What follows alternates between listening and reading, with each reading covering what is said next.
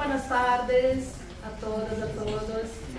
Estamos muito contentos de ter esta tarde aqui em LGR, México, a presença do ilustríssimo Mestre Moraes.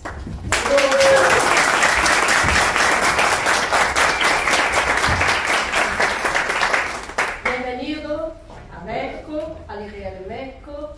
Estamos muito contentes. Boa tarde a todas e todos aqui presentes. Em primeiro lugar, eu particularmente, como professor de português da ENAU e da UNAM, quero agradecer especificamente ao secretário de Educação aqui da Embaixada, Maurício Horta, a nossa coordenadora geral, a doutora Cláudia Sampaio, a coordenadora pedagógica, Paola Soares, e aos professores do IGR pelo interesse, pelo apoio e pela disponibilidade para a realização dessa palestra aqui com o Mestre Moraes. Também quero agradecer ao pessoal do Grupo Espaço de Angola por fazer possível essa terceira visita do Mestre Moraes aqui à Cidade do México. Como a maioria já sabe, eu vou falar muito pouco e muito brevemente do contexto. Mestre Moraes começa a vida dele na capoeira Angola a partir dos 8 anos de idade, na academia de Mestre Pastinha, quando quem dava aula era Mestre João Grande, Mestre João Pequeno também.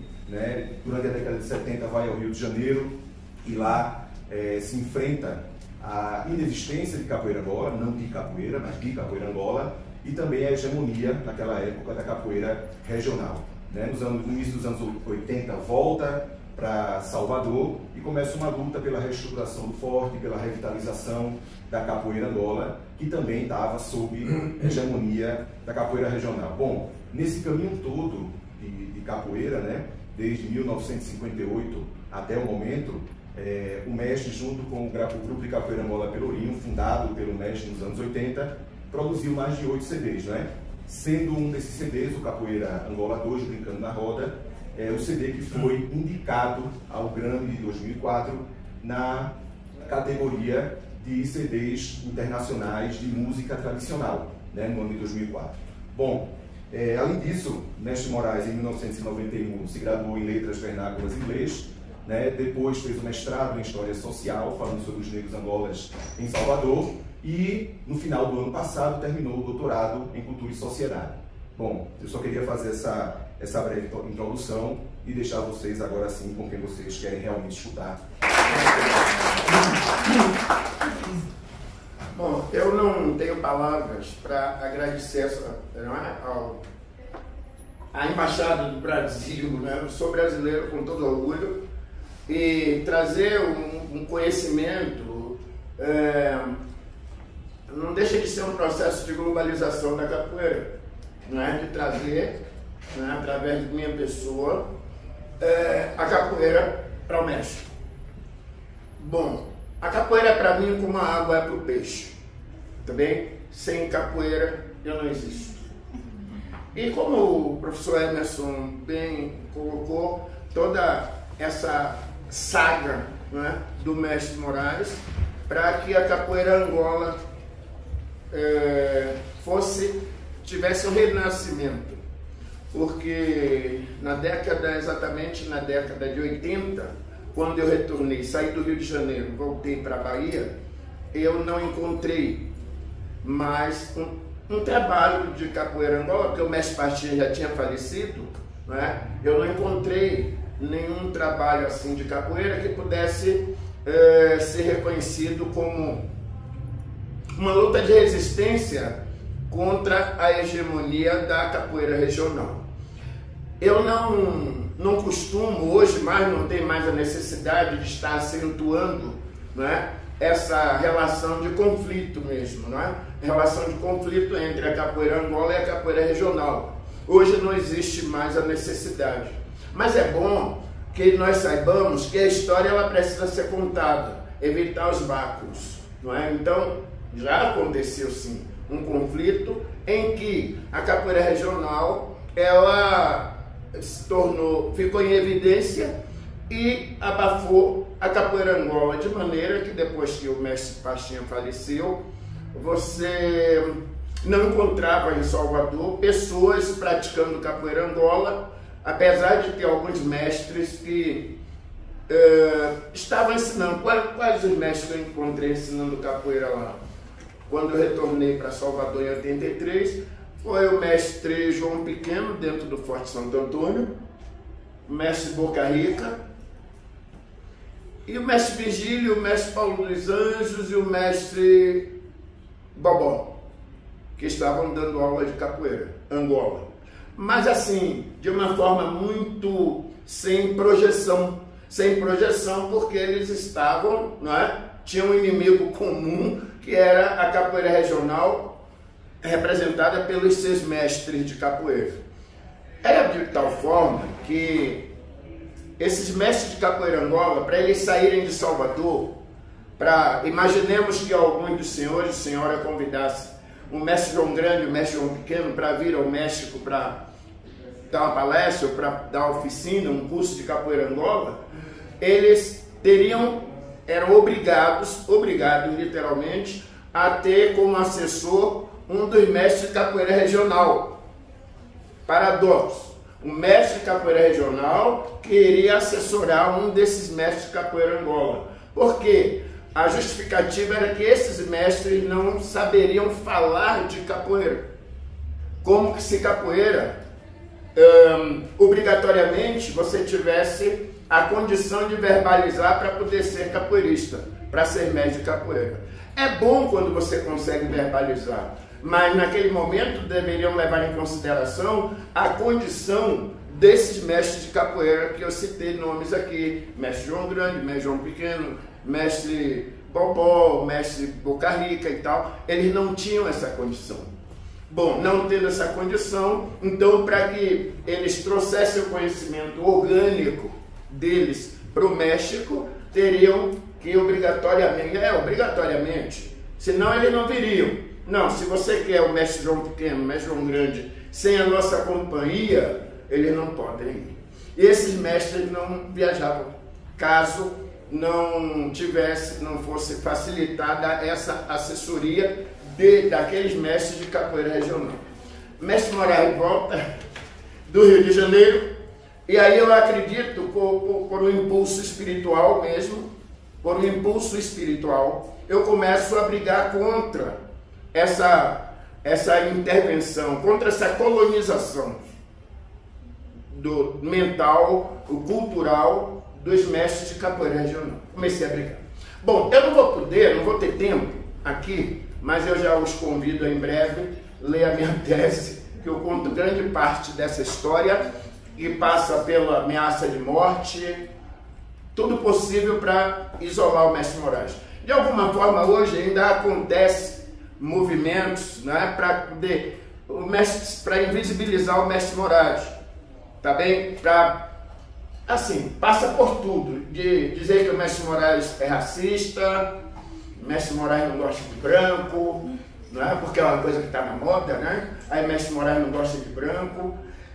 Que o mestre Moraes era uma pessoa que não permitia que ninguém fosse a Salvador, no GCAP, que ele não recebia estranhos, não recebia estrangeiro e tal. Quer dizer, divulgavam tudo isso, e que o México, inclusive, teve a oportunidade de ter essas informações sobre o mestre Moraes.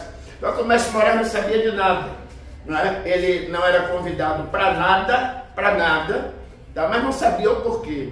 Mas aos poucos, aí eu culpo, né?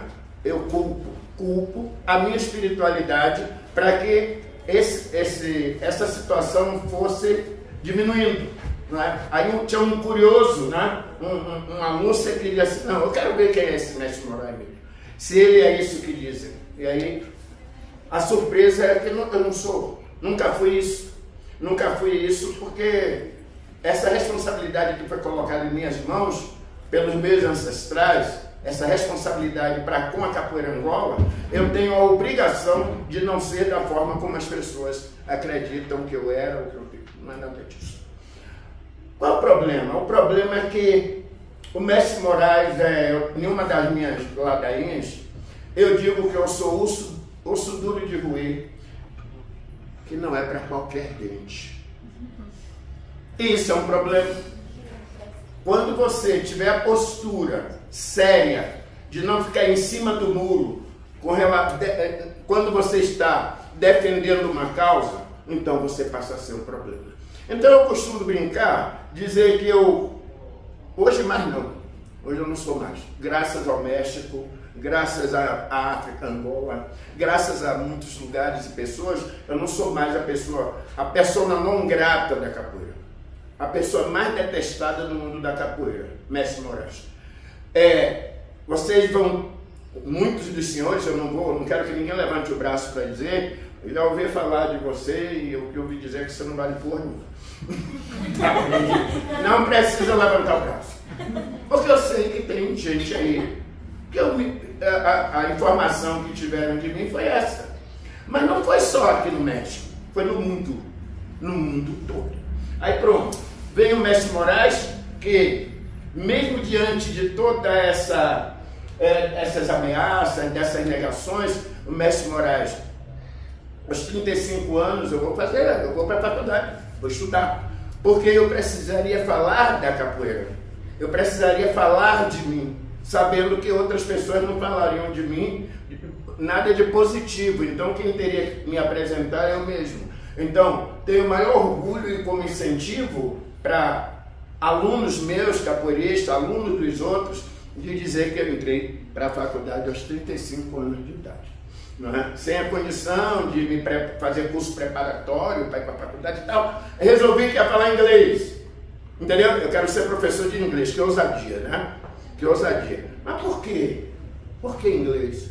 Porque eu precisaria falar de capoeira no mundo. E sabendo da língua inglesa como uma língua universal na comunicação. Então, falando inglês seria, né, mais prático, para que eu pudesse intervir nos outros lugares, culturalmente, através da língua. Eu fui estudar inglês, então. Fui professor de inglês 28 anos. Sou aposentado, não é, do governo do estado da Bahia como professor de inglês. Mas a capoeira é uma manifestação afrodescendente. Então eu preciso conhecer sobre essa relação capoeira e África.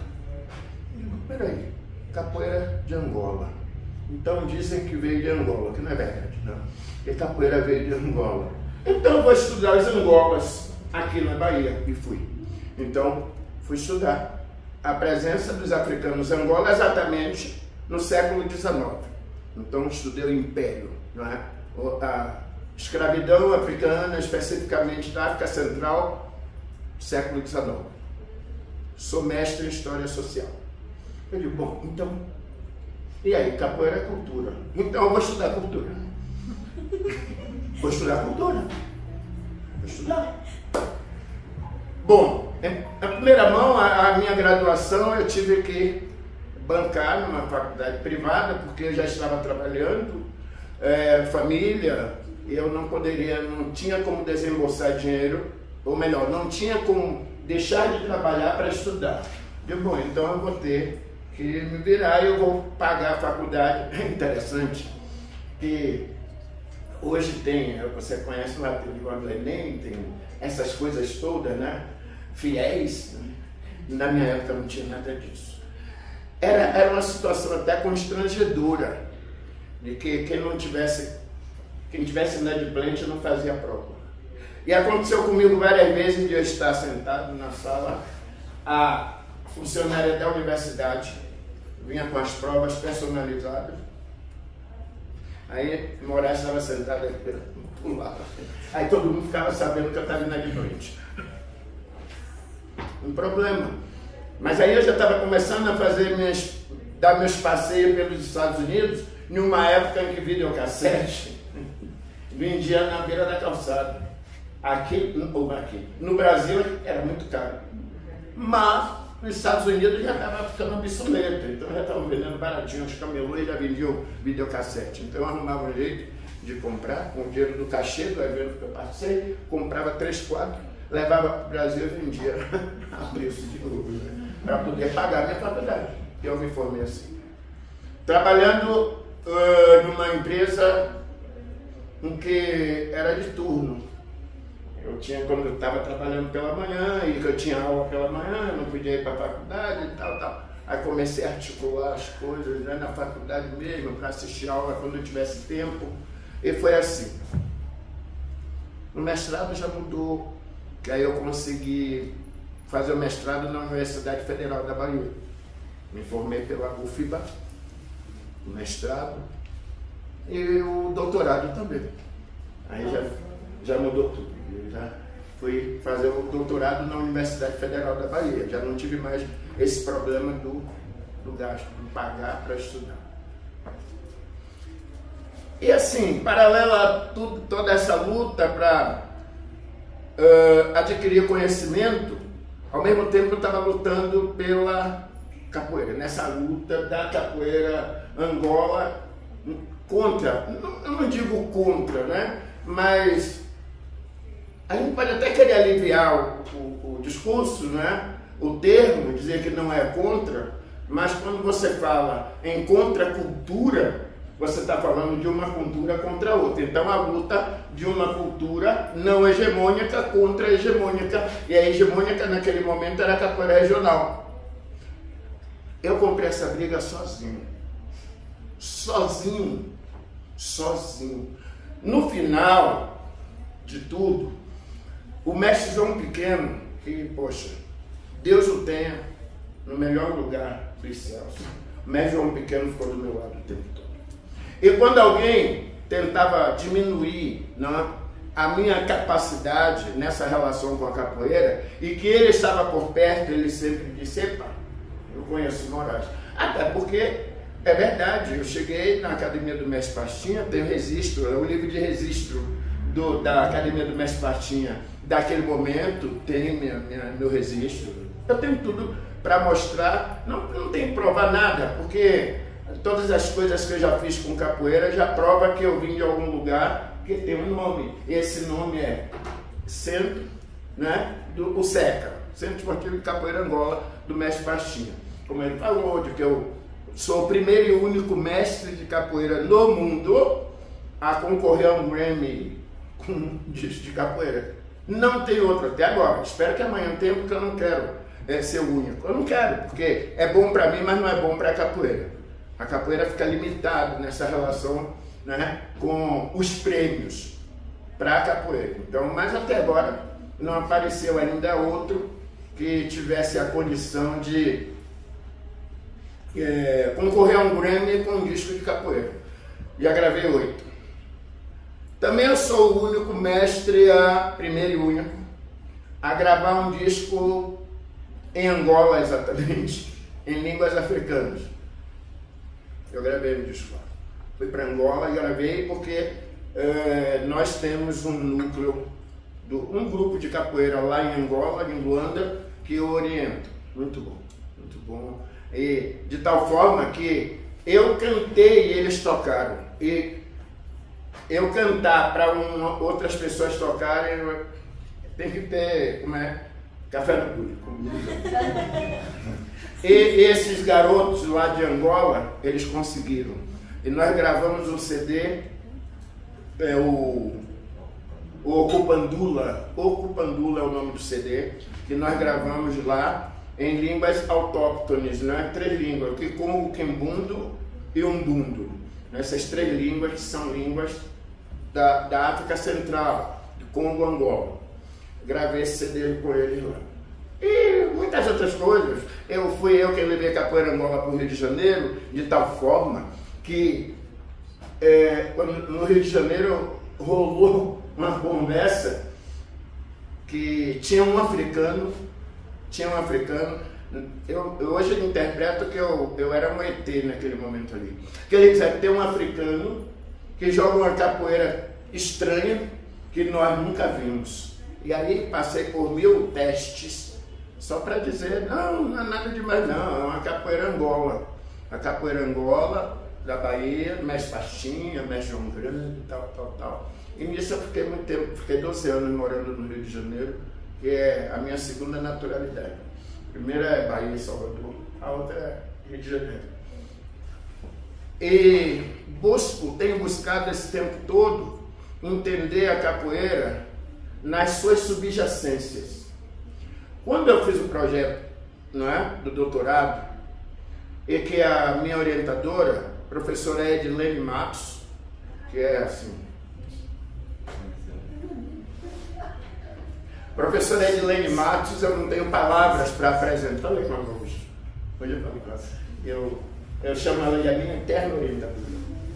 Viu? E aí a professora Edilene Matos disse, ela fez, você vai falar sobre o quê? Aí eu apresentei o projeto a ela fez assim, a globalização da capoeira, porque me incomoda ainda hoje a forma como a capoeira está saindo do Brasil. A capoeira está saindo do Brasil, não vou generalizar, eu não estou citando aqui o mestre A, B, C e D, mas eu tenho uma condição. Eu estou num lugar hoje como mestre de capoeira que eu posso dizer que a capoeira tem saído do Brasil para atender os interesses do aluno, do estrangeiro, não para atender os princípios da capoeira. É uma manifestação e que ela se confunde com toda a cultura brasileira, com toda a movimentação sociopolítica do Brasil. Tá? E aí as abordagens filosóficas, religiosas, históricas, essas abordagens, elas precisam chegar fora do Brasil. Que é para aí nós vamos ter a ideia da importância da capoeira. A capoeira extrapola, né? Ela extrapola o visível, aquilo que nós vemos. E foi aí que a professora Edilene disse assim, poxa, você vai falar da globalização da capoeira? Você vai ter dinheiro para fazer trabalho de campo? Para viajar? Para ficar indo para o exterior? Para fazer trabalho de campo, pesquisa? Porque não deixa de ser um trabalho etnográfico. Eu disse, professora, eu faço o que, pelo amor de Deus? Ela fez, olha, eu tenho assistido algumas palestras suas, algumas coisas que você faz, você falando, jogando capoeira, tocando. Por que você não procura falar da subjacência dessas vertentes da capoeira? A subjacência, por exemplo, do apelido. Então eu estou dizendo que apelido é bullying. Apelido na capoeira é bullying. E que eu tenho aqui duas pessoas que são alunos do Célio Gomes. Quem são? Aluno do Célio Gomes, que antes ele era chamado de quê? Sabe? Não, para falar. Urubu. Que ele não é mais, ele não aceita mais ser chamado de urubu. Ah, urubu, claro. Urubu. E quem chamou a atenção dele de que ele não era um urubu fui eu. Fui eu que chamei a atenção dele. Em um evento que ele me convidou lá na Lapa, e na oportunidade nós tivemos uma conversa, ele disse, sua mãe não pariu um urubu, cara. Sua mãe pariu, seu irmão. Essa questão do nome, que não é a temática do nosso bate-papo aqui, hoje, mas é de suma importância para... Nós precisamos saber a importância do nosso nome. Porque um dos capítulos da minha tese é que o teu nome não é teu. O teu nome não é teu. O teu nome é de alguém que está em você. E quando eu coloco um apelido pejorativo, eu não estou botando apelido em você, mas eu estou botando apelido em seu espírito, no recheio do teu corpo. E é justamente a reação do recheio desse corpo, do seu corpo, que configura os comportamentos contra o bullying. Tá bem? E que nas crianças nós vamos interpretar a psicologia. A psicologia vai interpretar como doenças psicossomáticas. Numa criança que vai na capoeira, vai para a capoeira, e aí o mestre de capoeira se vê no direito de colocar um apelido na criança e justificando como tradição. Como eu acabei de dizer, eu trabalhei com os africanos no século XIX, não é?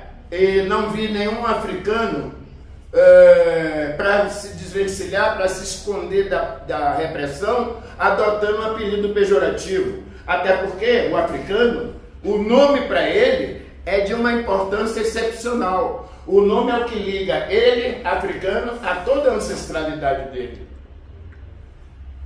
E utilizar um apelido pejorativo é como a metáfora é você ligar um ventilador e de repente seccionar parte do fio. Você se desconecta da sua ancestralidade. E o africano tem muita consciência disso.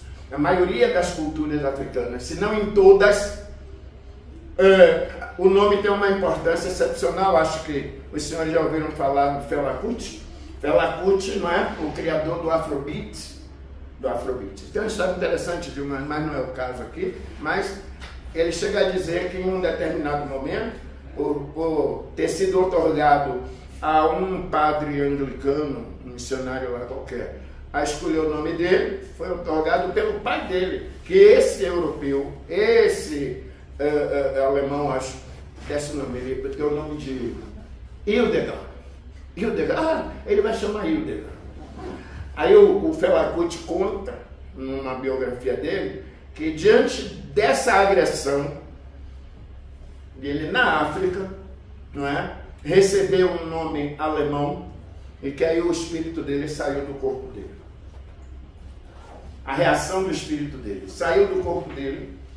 Então, o espírito deixar o teu corpo é o que configura a morte.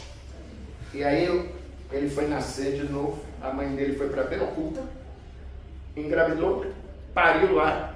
E aí não foi mais necessário dar um apelido, um nome alemão a ele. E aí, foi aí que Fela Kuti sobreviveu, quando ele não teve mais esse nome alemão, ou um nome qualquer que não se identificasse com as raízes dele. Tem muita gente, né? Bom, o pessoal do Rio conhece um mestre de capoeira cujo apelido era Chaminé. Ele não é mais Chaminé. Ele batizou ele. Ele foi batizado. Foi, né? Então, ele não é mais Chaminé. O nome dele é como? Eu esqueci o nome dele. O Chaminé. Cláudio. Cláudio não é mais Chaminé. Cláudio não é mais Chaminé.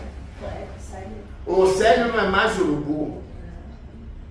E muitos outros, que quando conversam, me ouviram, e eu não imponho que o camarada, não aceite ser Urubu, Chaminé e tal. Não, eu explico o lugar onde ele está e que ele não deve estar naquele lugar de um Urubu, de um Chaminé. Entendeu? Então, quer dizer, eu acho que os capoeiristas, mestres de capoeira, precisam extrapolar, sair dessa mesmice de uma capoeira que não tem princípios. Capoeira pode não ter regra, mas a capoeira tem princípios e precisam ser respeitados. E esses princípios eles estão diretamente atrelados à nossa ancestralidade. Bom, e com a questão de eu fazer um doutorado em cultura, e tive o prazer, tenho que eu digo ela, aquela minha eterna orientadora, que é a professora Edilene Matos. Tá? E aí eu fui mais ver, né, pelo lado de dentro o porquê a capoeira Angola, né, sofreu tanta perseguição. A capoeira, né, a capoeira. Aí depois sobra para a capoeira Angola, porque um autor, que eu trabalho com ele na minha tese, um autor disse que o Mestre Bimba criou a capoeira regional para tirar a capoeira da marginalidade. Que Mestre Bimba criou, você deve ter visto isso, deve ter lido, né? Que o Mestre Bimba criou a capoeira regional para poder tirar a capoeira da marginalidade. Só que, quando você é marginal, o Mestre Bimba era marginal, na visão daquelas pessoas daquele momento, Mestre Bimba, Mestre Pastinha, Mestre Valdemar, Mestre Fulano, eram marginais. E quando você é marginal, e você sai da marginalidade para deixar de ser marginal, você sai, mas continua sendo marginal. Porque marginal é uma condição imposta por uma sociedade preconceituosa, racista, e que não é muito fácil que ela vai dizer, você agora não é mais marginal. Aqui a prova é da situação, o final que teve o Mestre Bimba, mesmo saindo dessa marginalidade. Mestre Bimba, Mestre Valdemar, Mestre Pastinha, Fulano, Cicrano, Beltrano, e outros mestres que hoje estão no caminho. Hoje estão no caminho porque ainda tem alguns que acreditam que eles vão ficar muito bem deixando de lado essa força ancestral da capoeira que tem neles. E aí deixa, como está dito na filosofia Banto, está dito que o corpo, o ser e a força não vivem separados. O ser e a força. Quem é o ser? O ser é o seu corpo físico, é a matéria. E a força é o espírito. Se separar um do outro, esse espírito, essa força sai de você, ou se você sai dela, abandona ela, você vai ficar sozinho. Então, tem mestres de capoeira hoje que ainda estão entrando muito nessa, de acreditar que o capital é muito mais importante do que estar defendendo, não é? Defender com unhas e dentes a ancestralidade, a capoeira nas suas subjacências, é isso tudo aí. Bom, e aí hoje eu estou tendo a oportunidade de falar aqui das metáforas dos cantos de capoeira. E então vamos pensar um pouco o canto da capoeira. Qual a função do canto na capoeira? A bateria, os senhores e senhoras conhecem o que a gente chama de bateria, que é a organização dos instrumentos para a roda de capoeira. Está para a capoeira vamos chamar de bateria também, mas os instrumentos que ordenam a chegada e saída dos orixás no candomblé. Ah, mas lá vem ele com o negócio de macumba. Não, é boa cumba isso. Isso é boa cumba.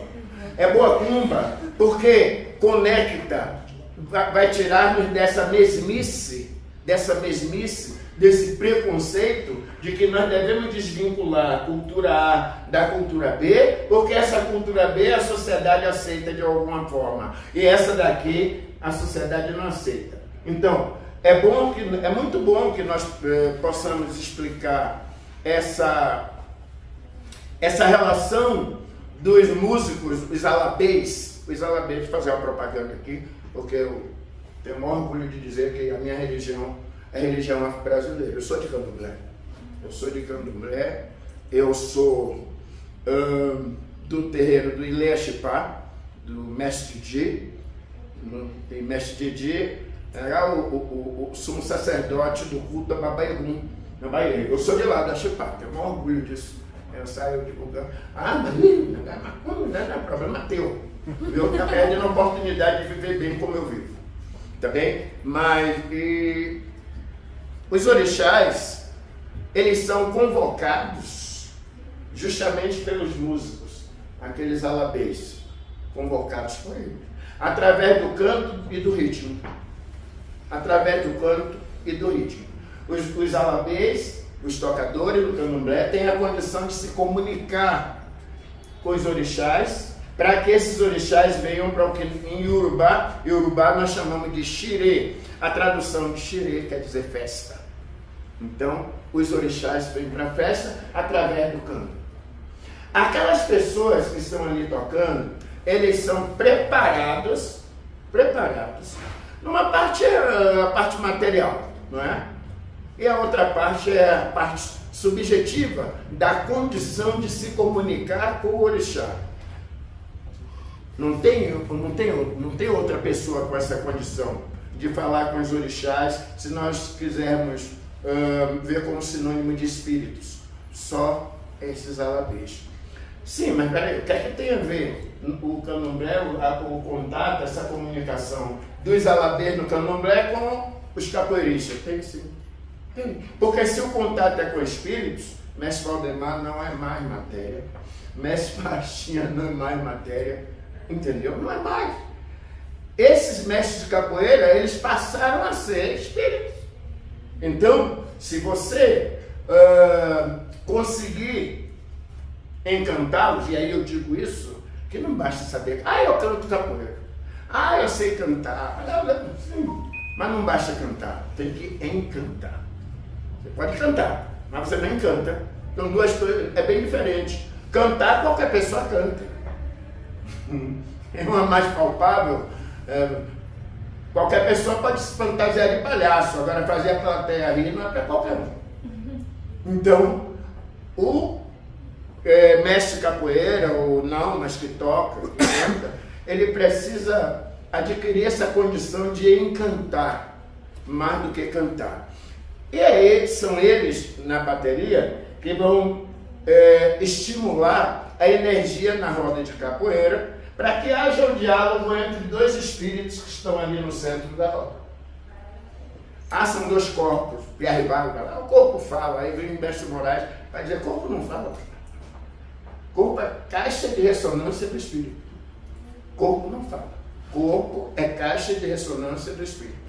Então, na roda de capoeira, são dois espíritos que estão ali, não é? Num diálogo, e que os corpos é a representação simbólica da existência desses dois capoeiristas. Para que você possa ver, enxergar esses capoeiristas, depende de eles estarem materializados. Mas na realidade, o diálogo, não chamar de disputa, não é? Mas a interação de um espírito com o outro que vai fazer com que nós enxerguemos a movimentação de capoeira dos dois. Mas a música vai estimular esses espíritos, porque eles não gostam de qualquer coisa. É tão sério não gostar de qualquer coisa que uma roda de capoeira ela vai estar emocionante para a plateia se o ritmo estiver muito bom. Ainda nessa relação da música, nessa relação da música com os praticantes da capoeira, nós podemos falar em duas situações. Uma é a possessão, não é? E a outra é uma emoção exacerbada do prazer, entendeu? Que é o transe. Se a bateria não tem a condição de levar a plateia, os praticantes ao transe, não tá bom. Se levar à possessão, nós teremos naquele jogo de capoeira uma representação que não é a melhor, que é da violência. Porque quando você fala da possessão, a raiz da palavra, do termo, é posse. Então, a posse, a pessoa perde a noção de tempo, espaço, de tudo, e o outro na frente dele é o inimigo e tal, porque ele está possuído. Ele está possuído. É por isso, é daí que vem as agressões nas rodas de capoeira, porque o capoeirista, aquele ali, ele está possuído, ele não está em transe. E transe pode acontecer com você em qualquer atividade que a emoção, o prazer, aconteça de forma exacerbada. Prazer, de forma exacerbada o transe. Quem não viu ainda como ela está na bateria tocando, ele está tocando e está ao mesmo tempo, não é? Ou então fora da roda, aí o padre está ali fora, ali discretamente, assim, para ninguém ver, o padre. Aí você vê pela batina que ele está com a perna em braço, assim, cara. Isso é transe, tá bem? Então, o capoeirista que não consegue encantar cantando, ele ainda não é capoeirista. Ele não pode estar sentado tocando em uma roda de capoeira. Não pode. Se ele estimula a violência, ainda não é lugar para ele, uma roda de capoeira, ele está tocando ou cantando. Ainda não é o lugar dele. E o que acontece na realidade é que toda a energia que circula dentro da roda de capoeira, essa energia positiva ou negativa, ela é proporcionada aqui pela bateria, pelo ritmo. Eu apresento uma metáfora na minha tese com relação à musicalidade, de como acontece. Eu apresento a bateria, os instrumentos aqui, como fósforos. Pandeira, tabaco, tal, são fósforos que, quando eles começam a ser tocados, o som, o ritmo, vai atuar, vai funcionar como energia térmica, só metaforicamente.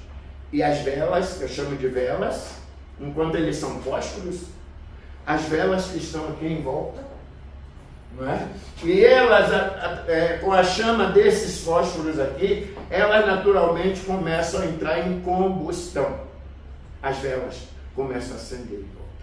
Começa a acender as velas que estão aqui em volta, sentadas e tal. Logicamente, as duas velas que estão aqui mais próximas, que vão sair para jogar, elas vão receber, né, um calor muito maior do que as outras que estão sentadas em volta. E essas duas velas, elas não só entram em combustão, como elas começam a entrar num processo de amalgamento, de derretimento. É por isso que chega uma hora que os dois, se estiverem jogando capoeira, movidos por esse princípio que eu chamei de transe, chegou uma hora que você não sabe quem é quem, porque eles começam. É isso que eu estou chamando de um processo de amalgamento, de derretimento dos dois, né? Eles começam a se derreter de maneira e que quando eles se entram nesse processo de amalgamento, eles conseguem a permutar energia um com o outro. Permuta de energia não permuta de energia é bem diferente do querer superar, que a sua energia seja superior ao do outro.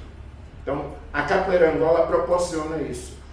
Bom, esse lado da capoeira, essa forma de ver a capoeira, infelizmente, não ainda chegou ao conhecimento da maioria dos capoeiristas hoje.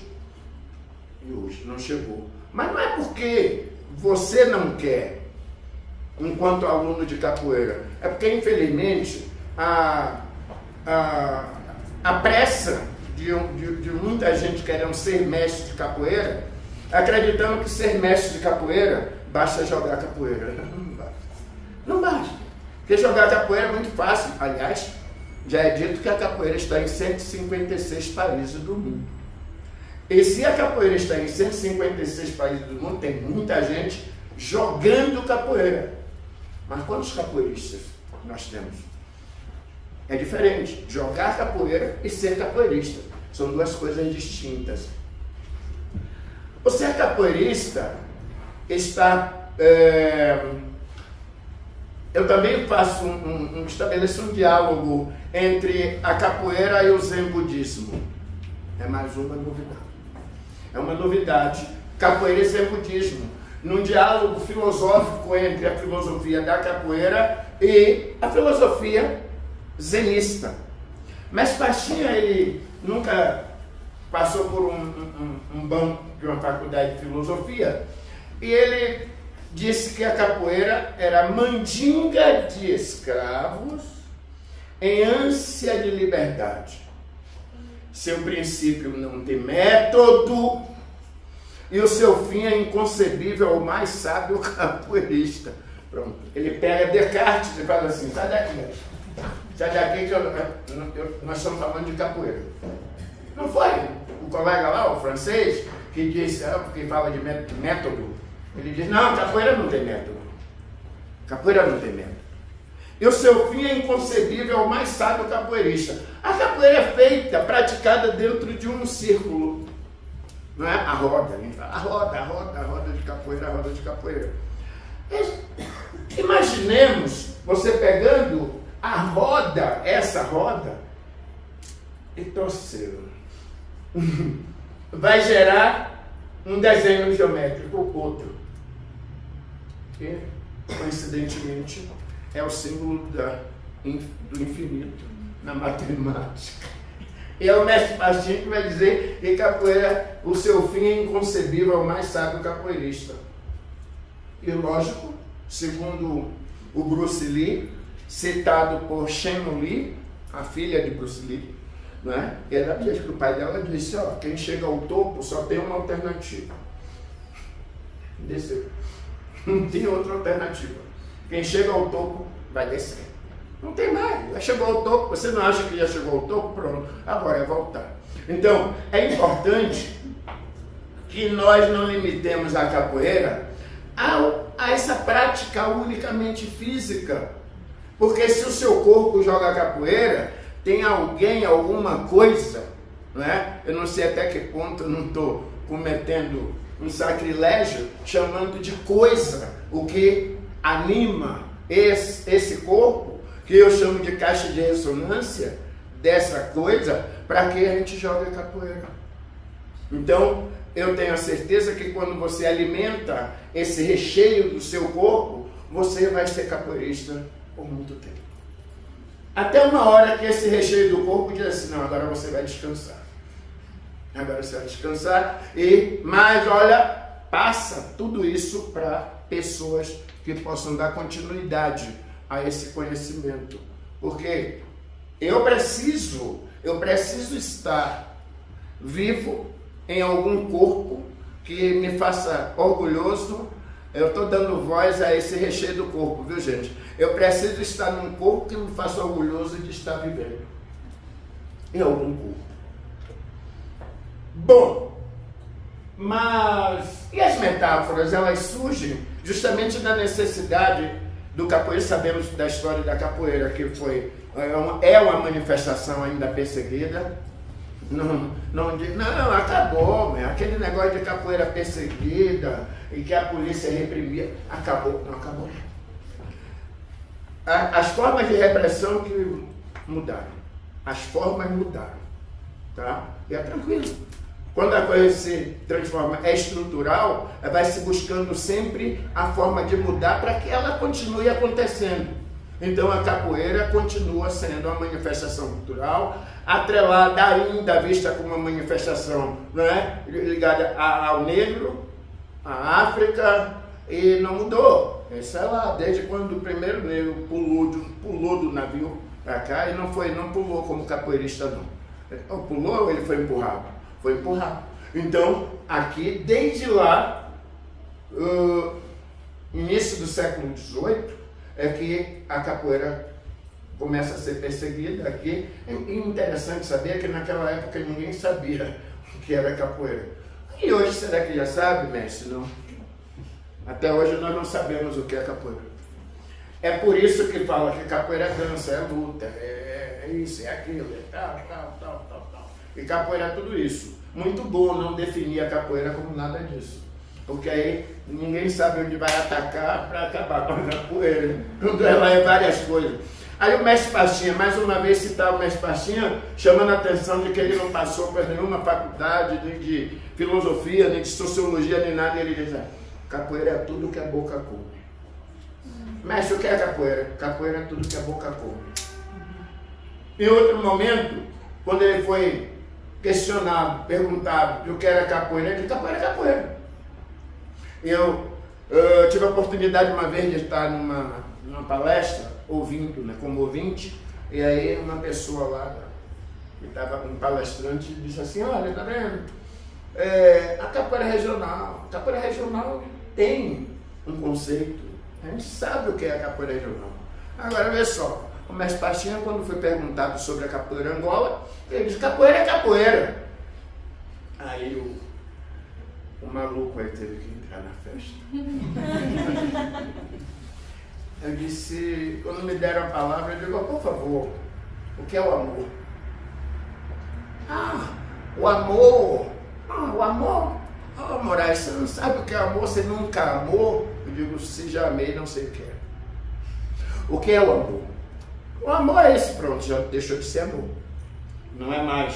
Já não é mais amor a partir do momento que você consegue conceituar o abstrato, o mistério. O mistério, quando ele é conceituado, ele deixa de ser mistério. Deus, tal, e nessa relação vem a capoeira. Então a capoeira é um mistério. Muita gente achando que a capoeira, o problema da capoeira está resolvido. Não, porque o problema da capoeira está nos capoeiristas. A capoeira não tem problema, é uma instituição. O problema da capoeira está nos capoeiristas, tá bem?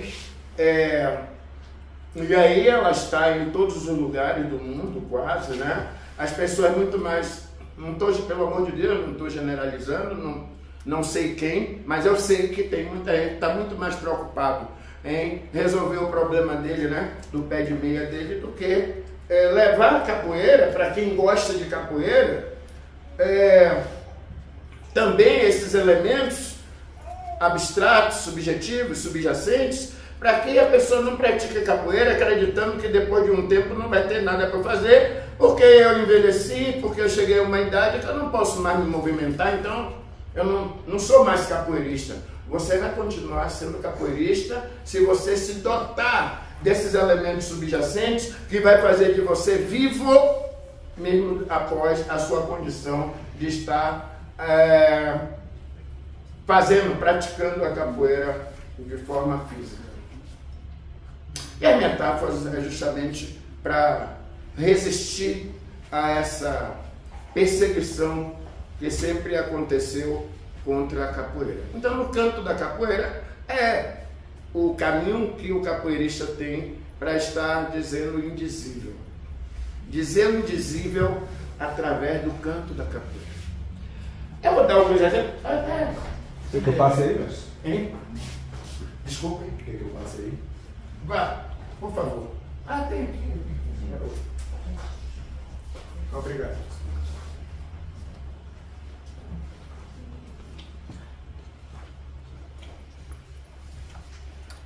Quer começar com qual? Ok. Bom, vamos lá. Essa daqui, Sabiá Voa da Mata. Sabiá Voa da Mata. Quando eu sento para escrever uma música de capoeira, eu não tenho pressa de escrever e gravar. Eu olho ela por dentro, por fora, por baixo, por cima e tal, para evitar que alguém diga assim, pô, você está falando besteira ali. Não tem nada a ver com o que você está dizendo ali. Então não tenho pressa de gravar. Eu não gravo um CD de capoeira por ano. Não. Eu gravo um CD, sei lá, eu esqueço o tempo, eu não meço cronologicamente o tempo para gravar um CD. Então, essa aqui, Sabiá Voa da Mata. Sabiá voou da mata para fugir do gavião. O gavião ficou perdido, sem saber da direção. O gavião procurando o sabiá. Aí foi e perguntou ao... É a ave que fala. A ave que nós achamos que fala. Não é isso? Aí perguntou ao papagaio. O papagaio disse, não digo. Eu não digo. Amigo da mesma laia não ajuda o inimigo. Então o papagaio ele vai estar procurando o sabiá, e daqui a pouco vai voltar para me pegar. Então eu não vou ajudá-lo. Não vou dizer para onde foi o sabiá, não. Quanto mais se observar que também corre perigo. Ele estava procurando o sabiá, o gavião, mas assim que conseguisse pegar o sabiá, ia voltar para pegar o papagaio. Aí o papagaio fez, eu não digo não. Mas não estava muito longe a danada traição. Aí o pato, para se proteger, e colocando condição, tipo, eu vou dizer onde é que o sabiá foi, mas você me libera. Me deixa em paz, mas eu vou apontar. É o conhecido brasileiro conhece a expressão dedo duro, né? Aí o pato se comportou como dedo duro. Colocou a condição, entregou, apontou o sabiá sem dó e sem coração. O sabiá eu vi, foi para tal lugar. Sinto dor dentro do peito quando eu vejo hoje em dia tanto pato e gavião numa mesma moradia. Um grupo onde esse grupo está dividido entre predadores e dedo duro. Tá certo? Fazendo um papel uma contra-revolução. Porque o sabiá foge, perseguido pelo gavião, aí o pato, para se dar bem, né? Olha a corrupção, uma forma de corrupção, para se dar bem, aí entrega ao sabiá. As músicas de capoeira, a metáfora, eu estou usando, né, que aí poderia chamar, que faz parte também, né, da língua,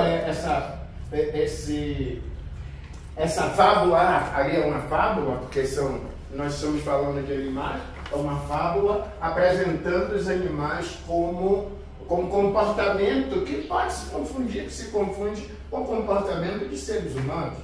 Então, metaforicamente, aí quando eu chego aqui embaixo, eu explico o que é que eu estou querendo dizer aqui. Eu sinto dor dentro do peito. Quando eu vejo hoje em dia, tanto pato e gavião numa mesma moradia. Dedo duro, esse chibato socorro. Como é que é? Chibato. Chibato. Socorro. Eu não... O dedo duro. O dedo duro. O chibato. Ali, então o pato se comportou como um chibato, né? Como chibato. Chibato. Um chibato. Entendeu? Então, é possível você dizer o indizível através das metáforas do canto da capoeira. É possível. É hora, é hora.